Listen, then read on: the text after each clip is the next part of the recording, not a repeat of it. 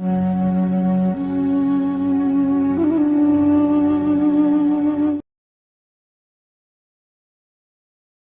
Everyone. इस video में हम फंक्शन को कॉलिंग करना सीखेंगे। पिछले वीडियो में हमने देखा था कि कैसे हम फंक्शंस को डिफाइन कर सकते हैं, और सिर्फ फंक्शन को डिफाइन करने से ही वो काम नहीं करता है। फंक्शन तभी अपना काम करेगा जब हम उसको कॉल करेंगे। फंक्शन को कॉल करने के लिए कुछ सिंटेक्स यूज किया जाता है जो कुछ इस तरह होता है। फंक्शन नेम उस फंक्शन का नाम होता है जिसको कॉल करना होता है। फिर पैरेंथेसिस के अंदर हम पैरामीटर लिखते हैं। पैरामीटर क्या होते हैं? List of arguments. ये वो आर्गुमेंट्स हैं जो कॉल किए गए फंक्शन को अपना काम करने के लिए जरूरी होता है। अगर इस पैरेंथेसिस के अंदर कोई वैल्यू लिखी हुई है तो वो वैल्यू इस फंक्शन को भेजी जा रही है ताकि वो इस वैल्यू का यूज कर सके। और अगर इस पैरेंथेसिस के अंदर कोई भी वैल्यू नहीं लिखा हुआ है तो मतलब उस फंक्शन को अपना काम करने के लिए कोई भी वैल्यू नहीं भेजा जा रहा है। यहाँ वो वैल्यू लिखा जाता है जो इस फंक्शन को हम भेज रहे हैं अपना काम करने के लिए। Parameter list is a list of arguments.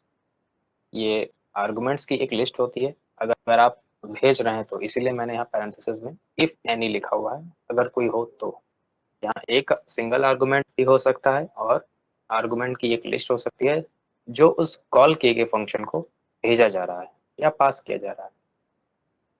ये वो फंक्शन की डेफिनेशन है जो हमने लास्ट वीडियो में क्रिएट किया था। फंक्शन की डेफिनेशन लिखने पर से ये फंक्शन वर्क नहीं करेगा। फंक्शन की कॉलिंग करने के लिए हमको फंक्शन का पहले नाम लिखना है, फिर पैरेंथेसिस लगाने हैं, फिर पैरेंथेसिस के अंदर वो वैल्यू लिखना होता है जो इस फंक्शन को पास करना है। यहाँ जो फंक्शन डिफाइन किया गया है इसके पैरेंथेसिस में कोई भी आर्गुमेंट नहीं है। मतलब इस फंक्शन को आप बिना कोई वैल्यू पास किए यूज कर सकते हैं। तो हम भी जब इसको कॉल करेंगे तो इसके पैरेंथेसिस को ब्लैंक रखेंगे, यानी कोई वैल्यू यहाँ नहीं लिखेंगे। अगर आप वैल्यू भेजते हैं तो एरर आएगा। यानी ये फन फंक्शन एक ऐसा फंक्शन है जिसको कॉल करने के लिए कोई वैल्यू भेजने की जरूरत नहीं है। तो ये फंक्शन की कॉलिंग है। अब इस प्रोग्राम को रन करते हैं। ये आउटपुट है इस प्रोग्राम का। देखिए, इस फंक्शन के ब्लॉक में एक सिंगल स्टेटमेंट है प्रिंट फंक्शन का, और उसके अंदर एक स्ट्रिंग है दिस इज फन फंक्शन। तो वही स्क्रीन पर प्रिंट हो रहा है। फंक्शन की बेनिफिट्स मैंने बताए थे। एक बार आप कोई फंक्शन बना लेते हैं तो आप उसको रीयूज कर सकते हैं। रीयूज करने का मतलब उसको आप बार बार यूज कर सकते हैं। तो एक बार हमने फन फंक्शन बना लिया है तो अब हम इसको एक बार फिर से कॉल करने वाले हैं। तो फिर से हमने फंक्शन का नाम लिखा और पैरेंथेसिस लगाया, तो ये फंक्शन की कॉलिंग है। लाइन नंबर 8 पर भी फंक्शन की कॉलिंग लिखी हुई है। तो लाइन नंबर 8 पर ये फंक्शन अपना काम करेगा, यानी ये प्रिंट कर देगा दिस इज फन फंक्शन। फिर लाइन नंबर 9 पे भी फन फंक्शन की ही कॉलिंग लिखी हुई है। तो फिर से प्रिंट अपना काम करेगा और फिर वो स्क्रीन पर प्रिंट कर देगा दिस इज फन फंक्शन। तो दो बार आपने इस फन फंक्शन को कॉल किया है तो दो बार इस फंक्शन से हमको आउटपुट मिलेगा। ये आउटपुट है इस प्रोग्राम का। देखिए, प्रिंट फंक्शन में लिखे स्टेटमेंट को दो बार प्रिंट कर रहा है। एक बार जब लाइन नंबर 8 पे कॉलिंग हुई थी तो ये लाइन नंबर 8 का रिजल्ट है, और फिर लाइन नंबर 9 पे कॉलिंग हो रही है तो लाइन नंबर 9 की कॉलिंग से दूसरी बार वही स्ट्रिंग स्क्रीन पर प्रिंट हो रहा है।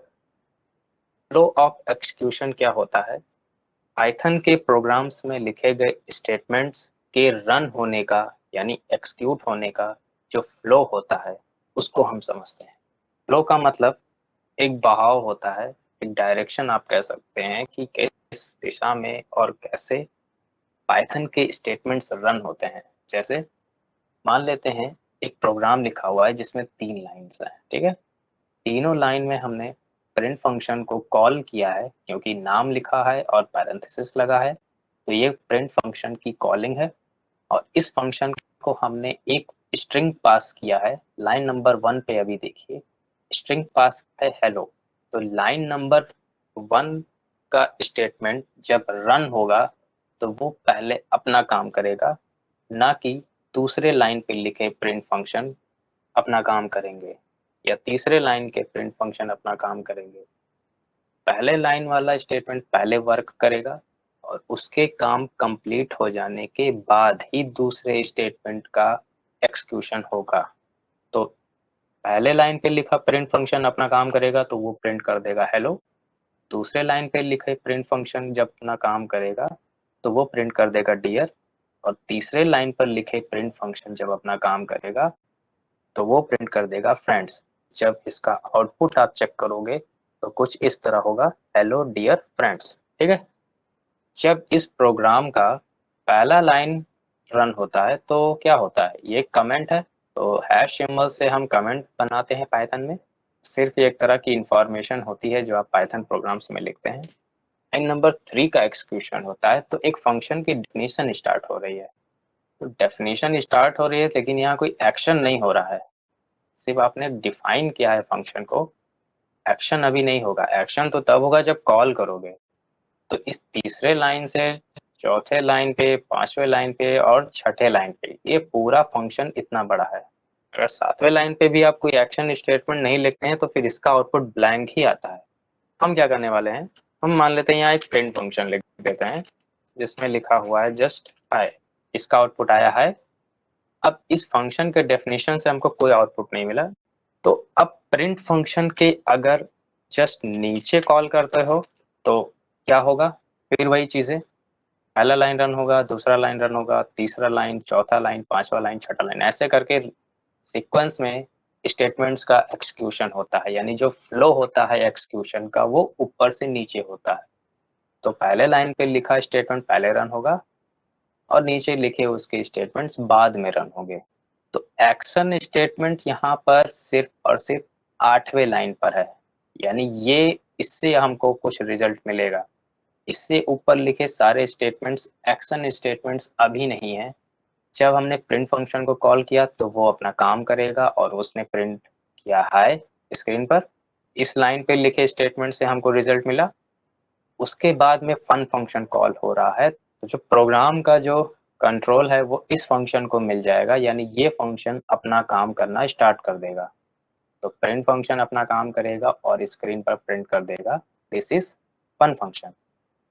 जब भी एक फंक्शन के ब्लॉक के सारे स्टेटमेंट्स रन हो जाते हैं तो प्रोग्राम का कंट्रोल वापस उसी जगह पर ट्रांसफर हो जाता है जहां से फंक्शन की कॉलिंग हुई होती है। मतलब पहले प्रिंट फंक्शन कॉल किया गया, उसने अपना काम किया, फन फंक्शन को कॉल किया गया और वो अपना काम कंप्लीट करेगा। उसके काम कंप्लीट करने के बाद ही फन फंक्शन के नीचे लिखे स्टेटमेंट्स को अपना काम करने का टाइम मिलेगा, यानी मौका मिलेगा। जैसे हम यहाँ एक और प्रिंट फंक्शन लिख देते हैं जिसमें लिखा हुआ है हेलो। अब इस पूरे प्रोग्राम का आउटपुट क्या होगा पहले समझो। हमको आउटपुट सबसे पहले मिलेगा लाइन नंबर 8 के लिखे स्टेटमेंट से। तो ये प्रिंट कर देगा हाय। प्रिंट फंक्शन के अपना काम कंप्लीट करने के बाद उसके नीचे स्टेटमेंट रन होंगे। फन फंक्शन को कॉल किया जा रहा है तो जिस भी फंक्शन को आप कॉल करते हैं कंट्रोल उसको मिल जाता है। कंट्रोल मिलने का मतलब अपने स्टेटमेंट्स को रन करने का अधिकार मिल जाता है। तो फन फंक्शन को जब कॉल किया गया तो कंट्रोल इसको मिल गया और ये अपने स्टेटमेंट्स को रन करना शुरू कर देगा। तो फन फंक्शन के ब्लॉक में जो स्टेटमेंट लिखा है वो स्टेटमेंट रन हो जाएगा। यानी प्रिंट फंक्शन प्रिंट कर देगा this is fun function. Function ने अपना काम किया, उसने प्रिंट किया, अब फंक्शन का काम खत्म। फन फंक्शन का जब काम खत्म हो जाएगा तब उसके नीचे लिखे प्रिंट फंक्शन को अपना काम करने का मौका मिलेगा। अब प्रिंट फंक्शन क्या करेगा, प्रिंट कर देगा हेलो। फ्लो ऑफ एक्सक्यूशन समझिए। पहले ये फंक्शन अपना काम किया, उसने हाई प्रिंट किया। फिर इस फंक्शन ने अपना काम किया, उसने this is fun function print किया।